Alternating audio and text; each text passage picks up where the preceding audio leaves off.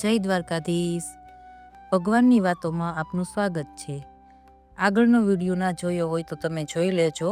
આગળના વિડીયોમાં આપણે વાત કરી હતી માધવી ગોપીની. જે માધવી ગોપીનો બીજો જન્મ હતો મીરાબાઈ અને મીરાબાઈનો બીજો જન્મ હતો રાણીમા તરીકે. આજે આપણે વાત કરીશું ભગવાન જગન્નાથની. જગન્નાથ ભગવાનનું સ્વરૂપ અધૂરું છે કે પૂરું? ભગવાન ચાહતા હતા કે તેમનું સ્વરૂપ અધૂરું રહે અને શા માટે રહે? તો આજે આપણે ભગવાનની વાતોમાં જાણીશું ભગવાન જગન્નાથ વિશે. તો જગન્નાથ ભગવાનનો આજે સત્સંગ કરીએ. ભગવાનની વાતોમાં આપનું સ્વાગત છે. ભગવાન જગન્નાથનું સ્વરૂપ કળિયુગમાં નહીં પણ દ્વાપરમાં જ બની ગયું હતું. તે કેવી રીતે? તો એ વાત કરીએ. મહાભારતના યુદ્ધ પછી ભગવાન દ્વારિકા આવીને એક રાત્રે શાંતિથી સૂતા હતા અને નીંદરમાં રાધે રાધે કરતા હતા અને યુદ્ધમાંથી ભગવાન પાછા આવી ગયા એ સાંભળીને બધી પટરાણીઓ પ્રભુના ચરણ સ્પર્શ કરવા માટે ત્યાં આવેલા. અષ્ટપટરાણીઓ એ સાંભળ્યું કે ભગવાન રાધે રાધે કરે છે. એ સાંભળીને પટરાણીઓને થયું કે એવું શું છે રાધામાં, હજી પણ એમને યાદ કરે છે.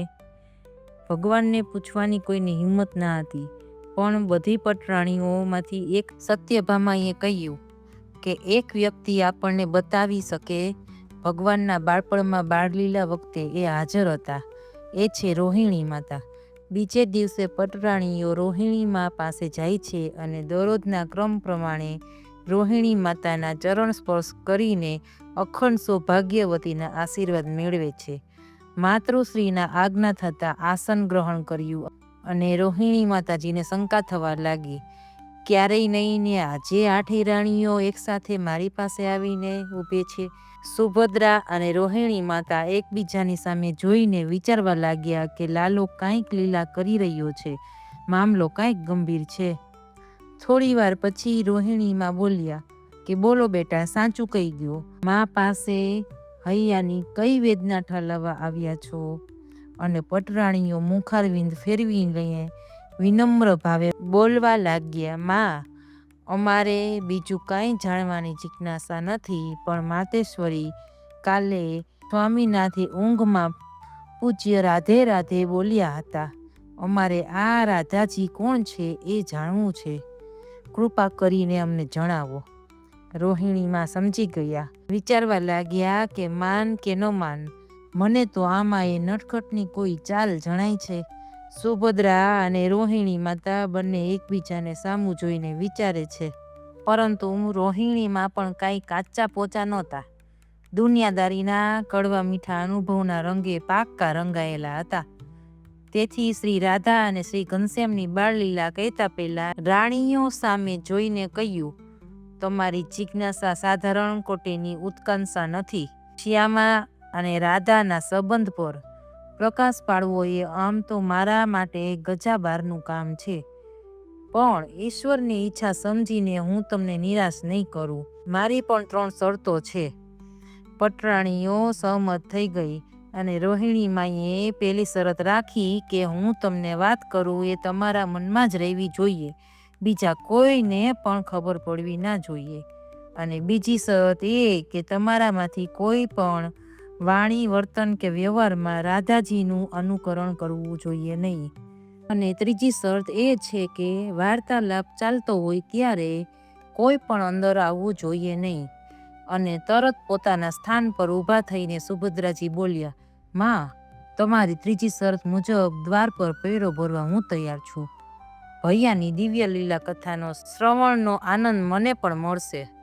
આવી રીતે રોહિણી માતા કથા કહે છે અને પટરાણીઓ અને બહેન સુભદ્રા સાંભળે છે. અને બીજી બાજુ કૃષ્ણ ભગવાન અને બલરામ બંને આવે છે. બેનીને બારસાખ એટલે કે દરવાજા ઉપર 2 હાથ ટેકવીને ઊભેલી લાડલી બહેનને જોઈને સુભદ્રા લગભગ ધ્યાન સ્થિતિ, અડધી બીડેલી આંખો અને અવાચક ઊભી હતી. બંને ભાઈઓને થયું કે બહેન આમ કેમ ઊભી છે. નજીક ગયા ત્યાં બહેનનો અવાજ આવ્યો કે ત્યાં જ ઊભા રહેજો, અંદર આવવાની મનાઈ છે. અને બંને ભાઈઓ ત્યાં ને ત્યાં જ ઊભા રહી ગયા અને રોહિણી માતા વ્રજની વાતો કરે છે. કૃષ્ણ ભગવાન અને બલરામ બંનેના કાને વાતો સંભળાય છે. આમ ત્રણેય ભાઈ બહેન દરવાજા પાસે વ્રજની વાતો સાંભળતા ત્યાં જ પીગળવા લાગ્યા. મોટી મોટી આંખો થઈ ગઈ. વ્રજની વાતો સાંભળીને વ્રજના વીરોમાં ભગવાન તો ઓગળવા લાગ્યા. અને બીજી બાજુથી નારદ મુનિ ભગવાન માટે સંદેશો લઈને આવે છે. ત્યાં તેમને જોયું. આ શું?